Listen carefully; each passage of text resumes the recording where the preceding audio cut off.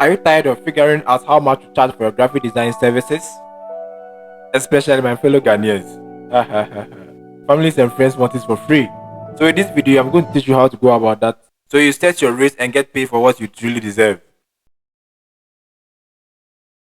First of all, you have to understand your value as a graphic designer, whether advanced or a beginner. Your skill level and experience impact what you can charge, especially to beginners. You are now learning, you are now starting. So your main focus should be on attracting clients so that they can give you more services to do. So you have to make sure that you bring your services or your charges down. You don't compare your charges to advanced graphic designers.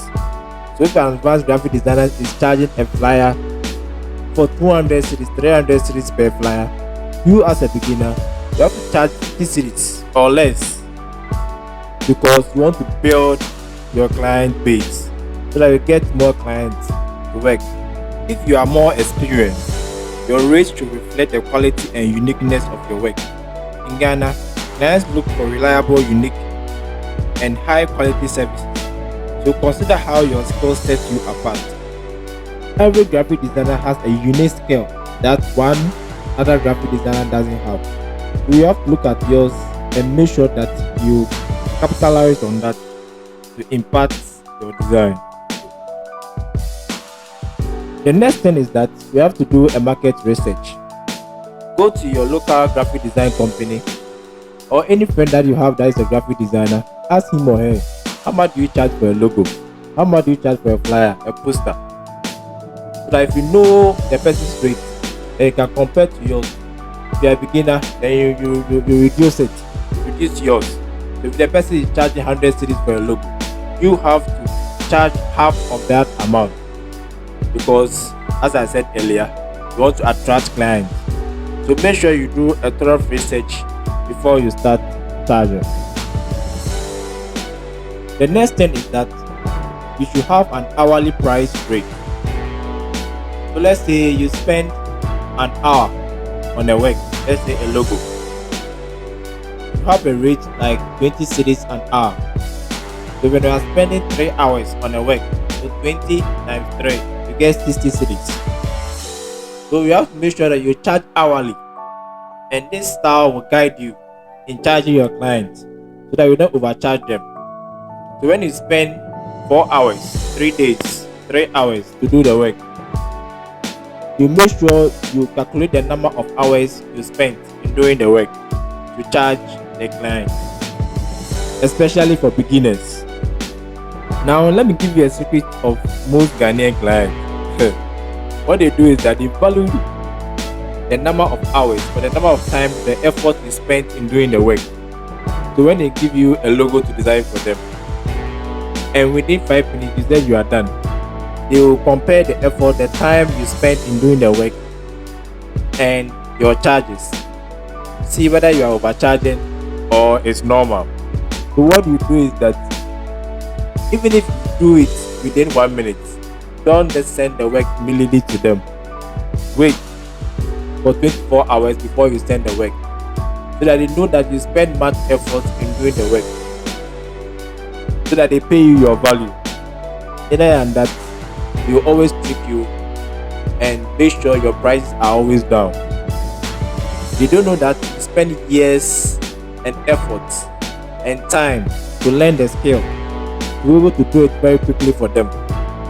So even though you know how to do it quickly or you have the skill of doing it quickly, make sure you don't send the work immediately to them.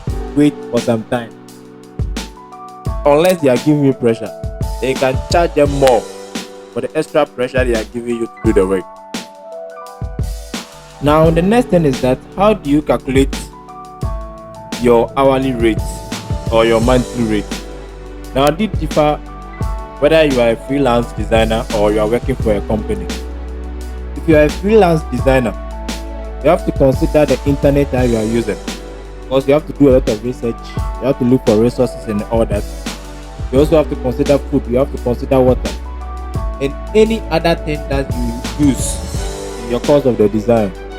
You have to consider that before you adjust your rate. If you are working for a company, Then you have to negotiate very well with your employer before you start work, because you have to consider your rent, you have to consider transportation, you have to consider food, water, and any other thing that helps you to move in and out from work before you start. Now, how do you handle families and friends? But they are the most difficult people to handle. They want it for free as usual. So how do you handle them? First, you have to let them understand that this is the work that you do, that put food on the table. So what I personally do is that I'll reduce the price or the charges for them. If I'm charging 100 cities for a flyer, because you are my friend or you're my family member, you pay, let's say, 50 cities or maybe 30 cities for that. Some will understand, some will still want it for free. So I have another option. I'll let you send me data. You buy data bundle for me, then I'll do it for you. So let me hear from the comment section what you do for friends and family. How do you handle them? But some will actually pay you for what you deserve. They actually don't mind whether they know you or not. Finally, you have to communicate the value of your work. Focus on the value your work brings. When discussing rates, how your design will attract more customers, improve brand perception, or boost marketing efforts. Clients in Ghana appreciate seeing how design helps their business, making them more likely to invest in quality work.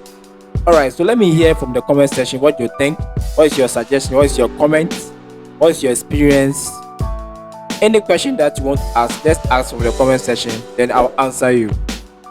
I hope these tutorials help you price your services. Don't forget to subscribe, like, and share. I'm Jason Napa. I'm out.